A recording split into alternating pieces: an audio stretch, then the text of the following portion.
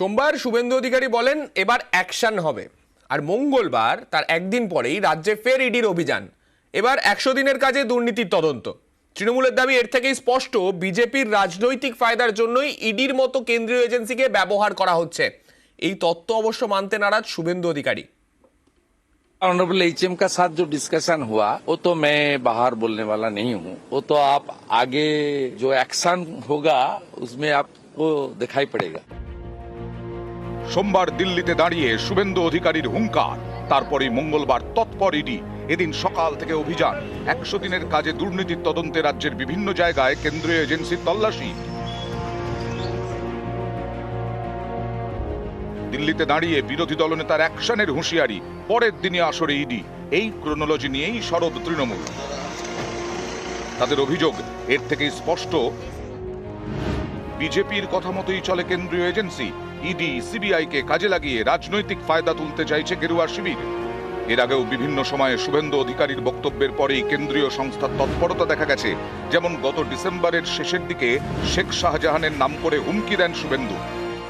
পঞ্চায়েত হয়েছে নাকি? ভোট তো হবে লোকসভায়। 64,000-এ শাহজাহান শেখ জিতে গেছে। বাপরে বাপ, ধোঁয়া যদি বের করে না দিয়েছি, আমার নাম শুভেন্দু অধিকারী না। এর কয়েকদিনের মধ্যেই রেশন বন্টন দুর্নীতির তদন্তে সন্দেশখালীতে ইডি হানা দেয় শেখ শাহজাহানের বাড়িতে। নভেম্বরে রাজ্যের কারামন্ত্রী অখিল গিরি এবং তাঁর ছেলে সুপ্রকাশ গিরিকে নোটিশ পাঠায় আয়কর দফতর। অখিল গিরি দাবি করেন নোটিশ পাওয়ার আগেই তা নিয়ে প্রকাশ্য মঞ্চে মন্তব্য করেন শুভেন্দু অধিকারী। আলাপুকুর মোড়ে 4 কোটি টাকা দিয়ে হসপিটাল কিনেছে, সিটির মোড়ে 1 কোটি 20 লক্ষ টাকার ফ্ল্যাট। সব তথ্য আমার কাছে আছে। নিমন্ত্রণ পত্র পেয়ে গেছে 13 তারিখে। কোন চোরকে ছাড়বো না।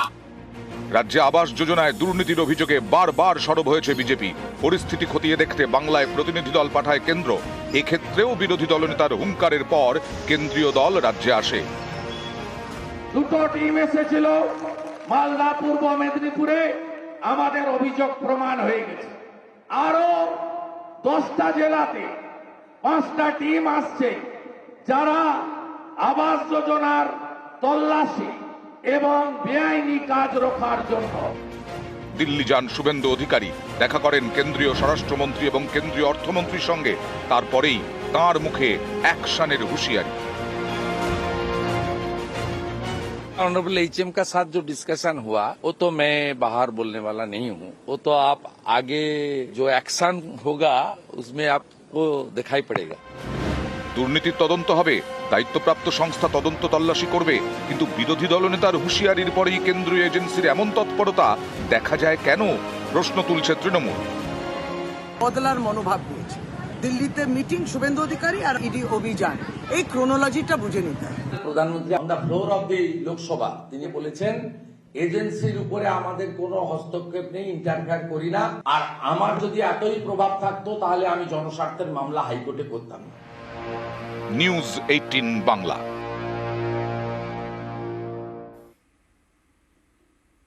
সিবিআই এর পর এবার ইডি। চুঁচুড়ায় ভুল ব্যক্তির বাড়িতে ইডির হানা। একজন ক্যান্সারের রোগী, তিনি চিকিৎসা করাতে বেরোবেন, সেই মুহূর্তে তার বাড়িতে ইডি চলে এলো। ইডির বিরুদ্ধে মানহানির মামলা করার হুঁশিয়ারি পরিবারের। তড়িঘড়ি তল্লাশির নির্দেশেই কি অপ্রস্তুত ইডি? তাড়াহুড়ো করতে গিয়েই কি এমন ভুল? তথ্য ঠিক মতো যাচাই না করে অভিযানে কেন ইডি আধিকারিকরা? প্রশ্ন নানা মহলে।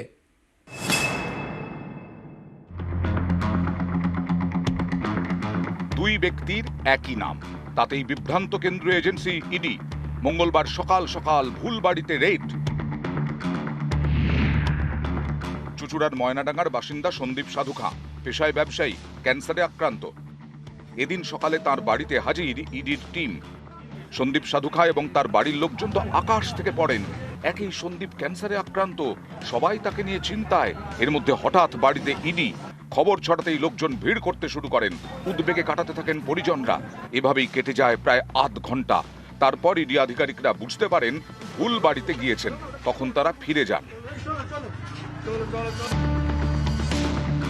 ইডি ডিপার্টমেন্ট যেভাবে আমাদের হ্যারাস করে গেল, মান সম্মান নিয়ে খেলে গেল যেভাবে, তো আমরা প্রয়োজনে আদালতের দ্বারস্থ হতে চেষ্টা করব তাদের বিরুদ্ধে, যাতে এইভাবে মানহানি নিয়ে যাতে না খেলা হয়। কিছুক্ষণ পরে সঠিক সন্দীপ সাধু খাঁর বাড়িতে যায় ইডি, চন্দননগরের হরিদ্রাডাঙ্গায়। এই সন্দীপ খানাকুলের এক গ্রাম পঞ্চায়েতের নির্মাণ সহায়ক। দুজনের নামই সন্দীপ সাধু খাঁ। মিল বলতে এটুকুই, বাকি সবই অমিল। যেমন দুজনের বাবার নাম আলাদা, দুই সন্দীপের বাড়ির দূরত্ব প্রায় 1 কিলোমিটার, তাই থানাও আলাদা, ইংরেজিতে নামের বানানো আলাদা, স্পেলিংও আলাদা। এরকম ভুল ইডি করলো কিভাবে? তাড়াহুড়ো করে অভিযানে যেতে গিয়ে কি এমন হলো? তড়িঘড়ি তল্লাশির নির্দেশ আসতেই কি ঠিকমতো প্রস্তুতি নিতে পারেননি ইডি আধিকারিকরা?